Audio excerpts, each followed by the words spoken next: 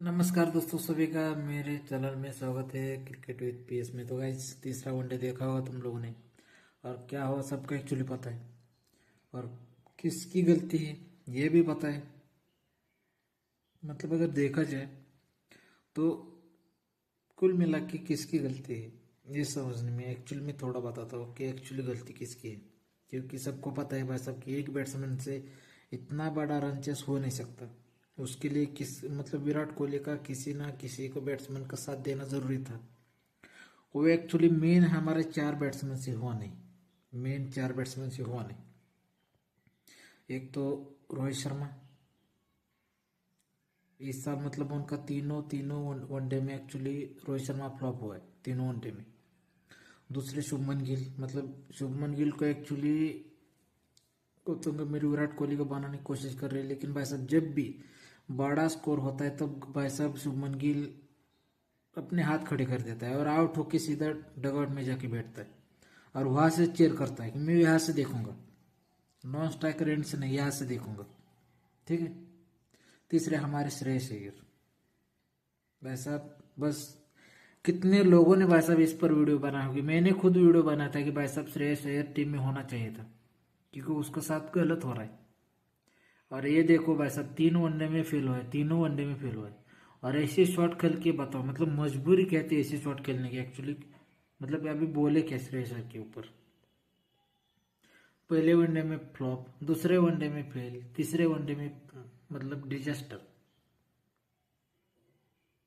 क्या ही बोलो, मतलब ये बड़े मंच का प्लेयर मैं इसे मानता था, लेकिन भाई साहब अभी फिलहाल क्या ही बोले, कार्यक्रम ही पूरा का पूरा खराब है। मतलब तीसरे वनडे में तो बिल्कुल भी खराब है भाई साहब। विस्तार से बात करें तो भाई साहब एकदम फ्लॉप पिक्चर हुआ है इस बार, एकदम फ्लॉप। केएल राहुल ने दूसरे वनडे में एक मतलब 116 बेहतरीन रन बनाए थे, 112। तीसरे वनडे में पता नहीं भाई साहब क्या हुआ, पता नहीं। मतलब केएल राहुल मतलब लंबे रेस का घोड़ा है, लेकिन भाई साहब कल मतलब तीसरे वनडे में पता नहीं क्या हुआ। बस विराट कोहली का किसी को साथ नहीं देना था। जब केएल राहुल आउट हुआ 71 पे, हमारे तीन हो गए थे, चार हो गए थे, 71 पे चार। तब भाई साहब 5 नंबर पे, 6 नंबर पे एक्चुअली बैटिंग करने आता है नीतीश रेड्डी।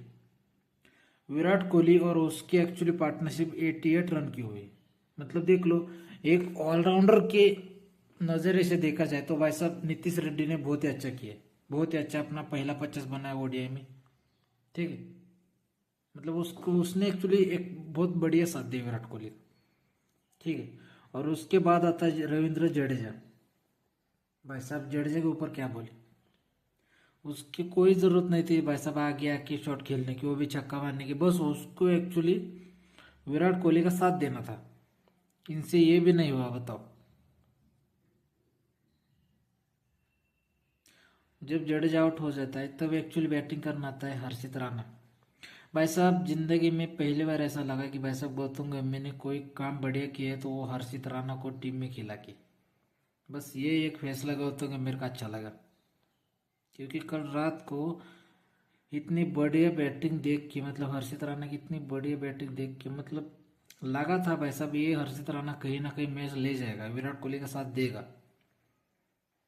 और ऐसा लगा भाई साहब पॉसिबल हो सकता है कि भाई साहब मैच हम जीत सकते थे अगर हर्षित राणा एंड तक रह जाता, मतलब विराट कोहली का साथ एंड तक रह जाता, देता, तो भाई साहब हम जीत सकते थे। लेकिन भाई साहब हमारे घोड़े लग गए, बताओ। हर्षित राणा आउट हुआ तो भाई साहब 38 बॉल में 61 रन की जरूरत थी, और ये पॉसिबल था। अगर हर्षित राणा आउट ही ना होता तो अगर ये पॉसिबल था कि हम तीसरा वनडे जीत सकते थे।